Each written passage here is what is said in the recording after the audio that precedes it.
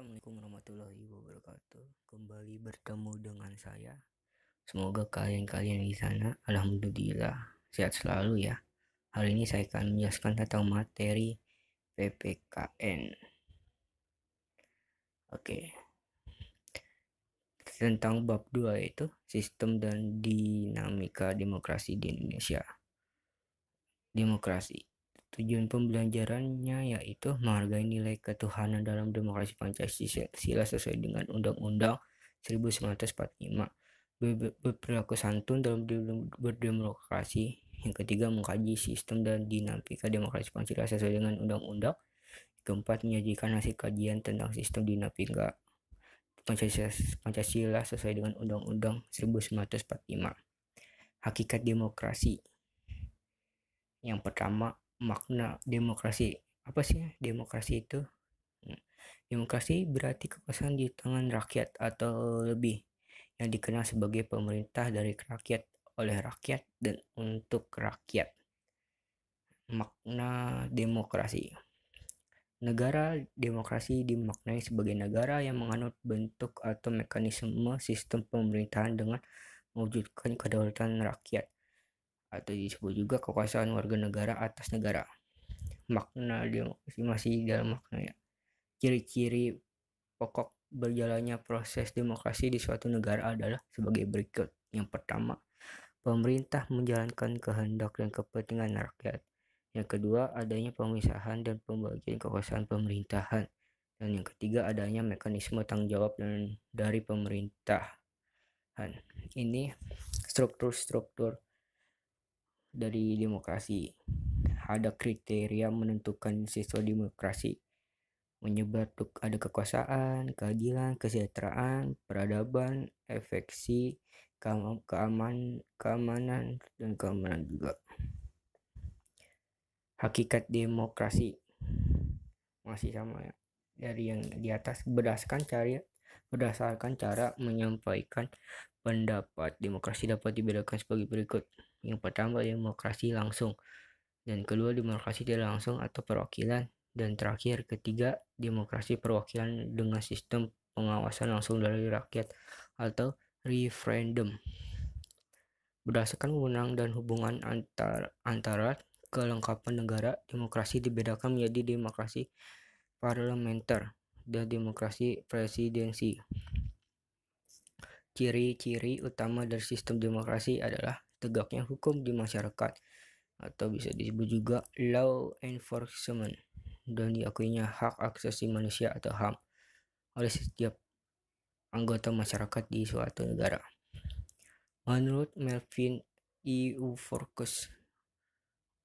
Urofsky, terdapat 11 prinsip dasar yang harus ada di suatu negara demokrasi. Yang pertama, konstitusionalisme atau konstitusionalisme, pemilihan. Yang kedua, pemilihan yang demokrasi. Ketiga, negara dan pemerintah daerah. Keempat, pembuatan hukum. Kelima, peradilan yang independen. Yang keenam, kekuasaan presiden. Yang ketujuh, media yang bebas. Yang kedelapan, peran kelompok atau kepentingan. Yang kesembilan, hak publik untuk tahu. Yang kesepuluh, melindungi hak-hak minoritas. Yang ke-11, kontrol sipil terhadap militer. Nah, ini adalah struktur-struktur dari tingkat persamaan dalam rakyat. Ada persamaan politik, persamaan di depan hukum, persamaan kesempatan, persamaan ekonomi, dan yang terakhir persamaan sosial. Dinamika penerapan demokrasi Indonesia. Angka awal demokrasi di Indonesia dimulai saat diterbitnya Maklumat Wakil Indonesia, Wakil Presiden nomor 9 tanggal 3 November 1945 yang berisi anjuran untuk membentuk partai politik. Ada strukturnya juga, periodisasi perkembangan demokrasi di Indonesia. Ada demokrasi liberal, demokrasi terpimpin, demokrasi Pancasila pada masa Orde Baru, dan demokrasi reformasi.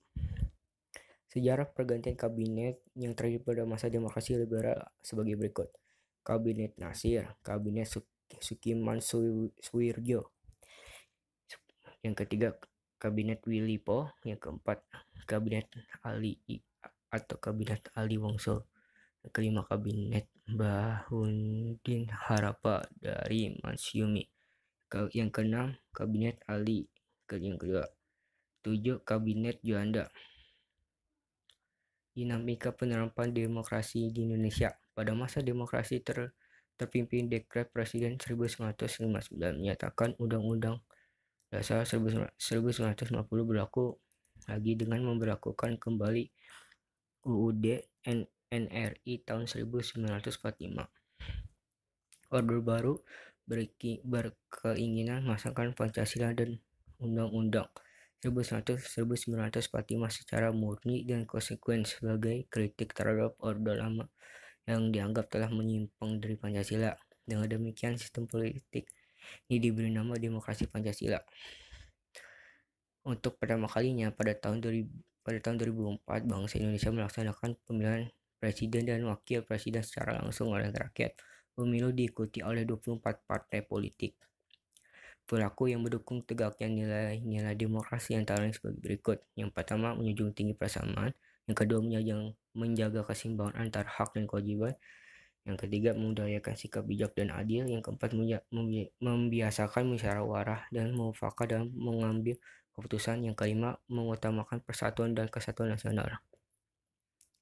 Dalam kehidupan keluarga, setiap anggota mempunyai hak dan kewajiban yang sama. Hak dan kewajiban ini hendaknya dihormati oleh setiap anggota keluarga. Dalam kehidupan bermasyarakat, sangat diperlukan kerjasama untuk menciptakan kesejahteraan bersama. Untuk itu, sikap saling menghormati sangat diperlukan. Dan yang terakhir, penerapan budaya demokrasi di lingkungan sekolah dapat diwujudkan dengan menerima perbedaan dan menghargai pendapat orang lain. Cukup sampai segitu ya materi PPKN kita. Semoga bermanfaat bagi kalian. Mohon maaf bila ada kesalahan.